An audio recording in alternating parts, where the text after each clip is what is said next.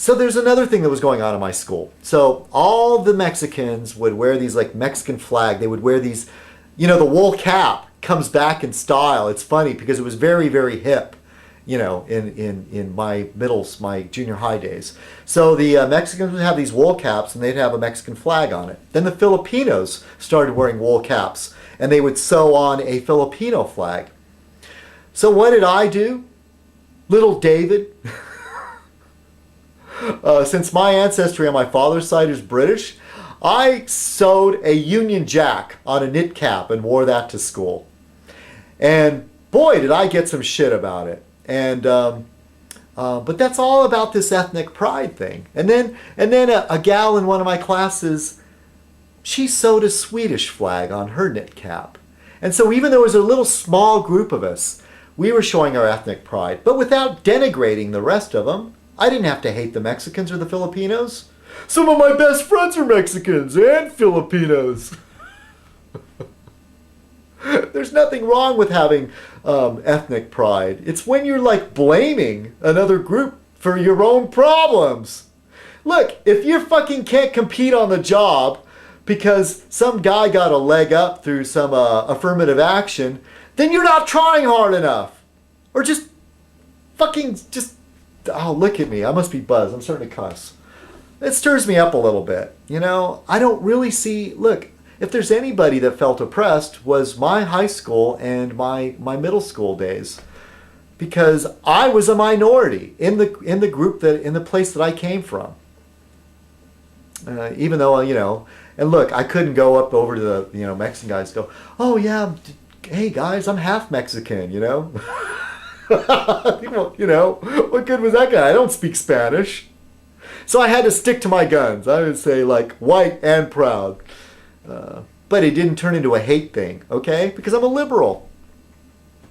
Here's to all my brothers out there of all different creeds and cultures. I'm really buzzed right now. Oh, and then I still have to edit this video? Oh, what a pain.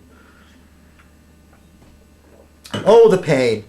All right, so I talked about the Stickam experience, racism, tribal pride, my night out, and I want to finish with Clay Lavelle's video about dreams. Look, Clay, I have to say I found the video kind of depressing because it felt like one of those self-help Tony Robbins kinds of things, all this stuff about like, live your dream, and maybe because I'm older, but I'm just burnt out. I'm cynical. At one point, I used to think that I was really going to be somebody when I was younger. And then I realized that you look at a stadium full of people, and like that film, a face in the crowd, that's what many of us are. And boy, that was a depressing moment. But hey, you know what? The dream still lives on. It could happen. What was that old lady, the painter? Now can't think of her name. She did the really cool skull, and I know her name. She was involved with the photographer Stiglitz, and she lived in New Mexico, and she did the cool skull. Well, she was an old lady when she got famous, so it could still happen for citizenkong, and so he asked me what my dreams were. I said, well, making a living doing what I enjoy. And he said, what are those? I said, well, watch my videos and find out. And I'll tell you right now, is that at different points in my life, I dreamed of being a broadcaster. That's why I love YouTube. It's because I can fulfill my dream in a very small way of being in broadcasting or writing. Or, I wanted to be a writer, at one point in my life. And I wrote a lot of short stories. Well, not a lot, but I did write short stories. And I wrote poems. And then I switched to photography. I wanted to be a famous photographer. And then I switched to metalsmithing because I needed a job. I became a welder, and then somehow metalsmithing seemed to fit in with my my trade. And wanted to be make a name for myself as a metal sculptor. And then that's it. Those are my dreams. Being an artist, doing the things that I love. And on my page, I call myself a proletariat artist because I am working class. I am blue collar. I've had some experience. I could go to cocktail parties and talk the talk, go to a gallery opening and pretend to be, well, not pretend to be, but, I'm able to rub elbows with people that, have things on their minds. And, but still, when it comes down to it, that's how I earn my paycheck. I go there and I'm working class, I get dirty. And I deal with all the stuff that workers deal with.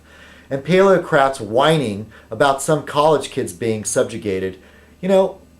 Try working a trade, paleocrat. Get down there in the trenches with the people where the rubber meets the road. I did my little college stint. I got accepted at Loyola Marymount and,